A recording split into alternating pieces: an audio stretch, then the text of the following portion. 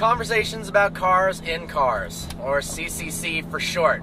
Now, for those of you who are instantly going to post and say, this is a total ripoff of Salamandrin's Let's Talk About Cars, yo, we did it first in 2014. Look it up. Boom. So, today, we are going to be giving a little bit of an update of both me and Eddie's lives in the car world, as well as talk about some awesome things that came out at Geneva. Yep. Hopefully you saw the video, and maybe you can even see in the camera right now that I installed the Superleggera wing with the help of Eddie on the back of my car. Would have been impossible as a one-person job. It took a while to do. Many hours. But it was awesome. I'm sending my car off to a shop tomorrow to get the LP560 bumper installed. So really excited about that. And then in about 2 weeks or so, when the shop gets their work done, we're gonna wrap this car. Me and Eddie are figuring it out, but we're not positive yet. Another cool thing you did was these center switches on the console used to be like a plastic sleeve, and Yeah. RSC sells these really nicely machined, like aluminum ones, and they feel so high quality and just improve the window. Opening the window becomes such a better tactile feeling. Absolutely. It's really cool. So, really exciting news for Eddie. What's going on? I'm looking to purchase a car. It'll probably happen in about 2 weeks-ish. Finally narrowed down to E92 M3. Driven one or two before, like it a lot, get to join the M family. It's going to be manual. It was hard to decide between manual and DCT because on the one hand, DCT shifts faster, it's like modern technology, blah, blah, blah. But then on the other hand, manual was more fun, more involved. And the way I ended up deciding was I'm probably never going to own another car that comes in a manual transmission. Again, the next car I want to get will definitely have... Don't say never, that doesn't make sense. Alright, I probably won't. What? You're never going to own one again? Well, the next cars I get, I'm probably going to dual clutch. I would say the next car you'll get, like a McLaren or Yeah. so, but don't say never. The chances are slim. Really? Alright, fine. I'll keep the M3 forever, so I'll Okay. have a manual car. Either way, E92 M3, I'm looking at a 2011, it's got competition package, nice options, and I can't wait to get the car. Hope it happens. Soon. I'm going to be excited. Yep. And then Eddie will be making videos on that ownership experience, kind of like what I did with the M5 and Yep. what I need to do with the S-Class. So it'll be a cool thing for sure. And I'm glad that you are buying a BMW M car, because obviously I'm obsessed. It'll be fun. So, cars news. that are coming out. Geneva 2016 happened. I really wanted to go, but honestly, I procrastinated too much, and everything sold out so far in advance, hotel-wise. This is one thing people don't realize about these car shows. We're going to Pebble Beach next year. The day after we left Pebble Beach last year in August, everything around the area within a 30-minute radius is sold out for the next show. Yeah. So when I thought 2 months in advance that I wanted to go to Geneva, it's not that easy to do. You brought it up, it's like, hey, want to go to Geneva during spring break? I'm like, sure. Oh wait, never mind, it's not gonna work. Yeah, but next year I'm gonna try to make it happen. So Coolest cars. Well, Lamborghini came out with the Centenario, however the hell you pronounce it. Centenario, Whatever. according to Chris Singh. Yeah, it's another one of those super limited special edition vehicles in the same line of the Reventon, the Sesto Elemento, and the Veneno. Limited to 40 vehicles. It's built to celebrate Ferruccio Lamborghini's, the founder of Lamborghini, his 100th birthday, if he were still alive.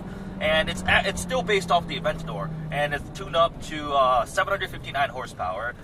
0 to 60 is supposed to happen in 2.8 seconds, so along the same lines, more performance gains, and it just looks not like an Aventador. Yeah, I don't know. Here's my issue with it. One, they already made the Veneno. Yes. So they've made a Aventador-based hypercar, super limited production. Special edition There's version, yeah. there's going to be of the Centenario 20 coupes, 20 roadsters. Yeah. There was much less of the Veneno. Yes. But I kind of wish they would have waited for whatever the Aventador successor is going to be to do another one of these. Although I guess timing-wise, they didn't have the option of that because it's his 100th would-be 100th birthday. Yeah. Maybe they could have done something, a smaller hypercar based on the Huracan, but I guess they wanted to have the classic Lamborghini V12. Yeah. Looks-wise, I'm not a huge fan. It's kind of a mix of the Huracan and the Aventador, but not in the best way. Too much, I think. And I don't think it looks good, per se. It looks aggressive and insane, true, but I think the front's too low and narrow. Yeah, I don't know. I don't love it. It looks kind of I like the Veneno a lot better. Agreed. That was both incredibly insane Yeah. looking, and you could Yeah. say, oh, that's cool. Yeah. Some people could argue it's not pretty, but I thought it was a good looking car. Well, neither of us have $2 million, and they're all sold out, so we're not going to own one anytime Not soon. happening. Up What next, else? let's see. The new Aston Martin DB11. Okay, can talk about that. I love it so much. Aston finally refreshed their models with a new architecture, new engine. It's got a new 5.0-liter twin-turbo V12, 600 horsepower, 516 pound-feet of torque. It'll take the DB11 to 60 in less than 4 seconds, up to a top speed of 200. It is... What is that? That is a beaver or a Oh, it's a wolver- groundhog. A groundhog. Hello, groundhog. What does that mean? I don't know. Winter's over. It better be freaking over. As much as I love snow videos, I want to drive this car in the sun. Michigan weather sucks. Yeah, so keep going. It looks unbelievably gorgeous. I love it so much. And although it's going twin turbo, whatever, it still sounds good from some of the videos we've heard. And it'll be fast. And because Aston Martin is now partnering with Mercedes, the interior is way better. We've driven several Astons, and while the leather and quality is great, the electronics and technology are absolute garbage. That's what I'm most excited about for the next generation of Astons. They've always been absolutely beautiful. Yes. They haven't really had the extreme performance aspect because of the naturally aspirated platform and keeping the cost lower. Yes. They're not That was all the that point. fast, but the interiors were just... I don't know. They were the same over 10 years practically, with little tweaks here and there. Now that they can totally revamp it, I think it's going to be a big step forward. Yeah, the big nice screen. They've actually got the literal little rotating knob from Mercedes. So like, on the one hand, you might be annoyed that it's kind of cheapening the brand because the stock, the indicator stock, is just literally taken from Mercedes part bin. But on the other hand, it'll be more reliable, it'll work better, and it's just better technology for the cost. That person's taking a picture. All right. The next up is the Porsche 911R and unexpected new GT3 news. So the 911R is what enthusiasts wanted. It is the GT3 RS motor, 500 horsepower, 4-liter flat 6 with a manual transmission. Now, honestly, it doesn't have the rear wing. It's got active aero and an active underbody diffuser that was developed specifically for the car.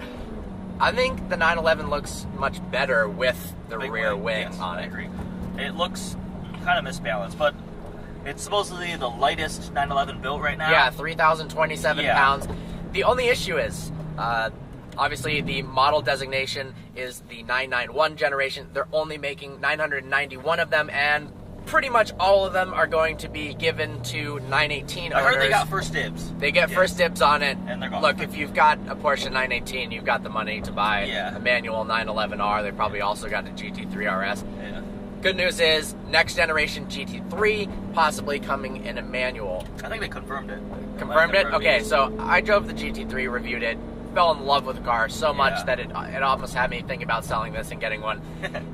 In a manual, that's nuts. Yes. That I might have to, in the next few years, get one of those. Cause I wonder how much of that decision is based off the fact that people freaked out when they didn't offer the manual in the GT3 and the GT3 RS. Oh, I bet the entire decision. Because, like, came out with PDK only, it makes sense. It's faster on the racetrack, it's just faster overall, and people just weren't happy about it. Well, yeah, I mean, a lot of their decision is based on when they have a manual transmission and a PDK transmission option, they have to crash test both different cars. So there is so much money involved in offering both transmissions that a lot of people don't realize. And if they don't sell a lot of manual cars, they are a business, then it's hard for them. But what Porsche realized was all these people were getting rid of their GT3s for a Cayman GT4 because they wanted the manual. Obviously, there's more demand than maybe they thought. I'm excited for that, for sure. Awesome. Another cool car, the Bentley. So the Bentley Mulsanne is a cool car. It's huge, luxurious, and nice. But if you felt like it was too small, now they've got the Grand Limousine, which is a full, what is it? It's 39 inches longer than the already, it was 18 feet 3 inches. So you're talking a 20-foot long car. Yeah, that makes your S-Class look like a peasant mobile. Yeah, so I would get a Phantom over a normal Mulsanne of any form, but this new one, it has 6 seats and is over 20 feet long. I mean, know it's the ultimate FU car. Yeah. You roll up in that, you get out, and 4 people get out of the back. Yeah. You got rear-facing seats. The air conditioning HVAC system had to be completely redesigned so that airflow would work for the people facing backwards. They based it off of an airplane cockpit. I mean, this is a private jet on wheels. The best aspect for you personally, everything is quilted leather. I'm a sucker for quilted leather, He loves that's for sure. quilted leather so much. We're looking at a lot of different cars, and like if it's not quilted leather, Parker goes, nah, I don't like it. Not quite true, but it raises the bar. They've got 4 iPad docks and chargers. It's crazy. But it'll be interesting to see that against the S-Class Pullman. The Pullman. Yeah. So this is, I mean, correct me if I'm wrong, have cars like this come out before? Not really, right? This is like a new generation of Extremely, I mean, not from the manufacturer directly. I don't. Yeah, think I mean, so. these are just limousines basically for from the manufacturer. consumers, but also not really, because no one who's going to buy one of these, I'm guessing it's going to be about $1 million, maybe even more. Yeah.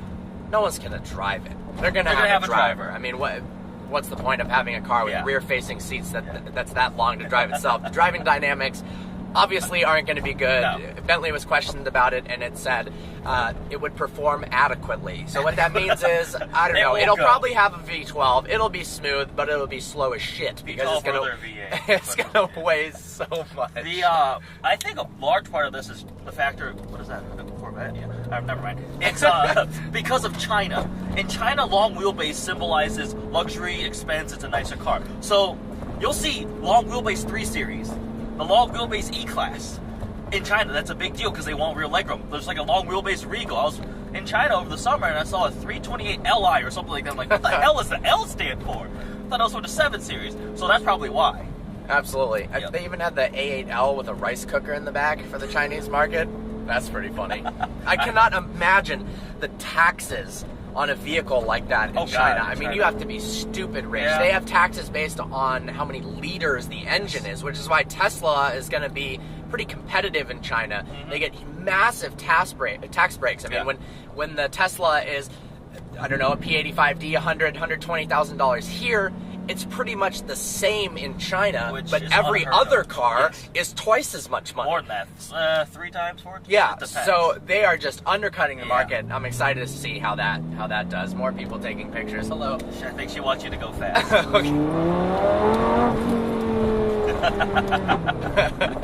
That's awesome. That was like a 60-year-old woman telling me to pump it. Go fast. So, talking about cars, in cars. Little informal video. Saying other words that start with C to continue the alliteration. Car conversations and cars about cars. We wanted to give you updates in our life. Yep. Hope you found this video informative, little casual. Uh-huh. Look forward to seeing you next video.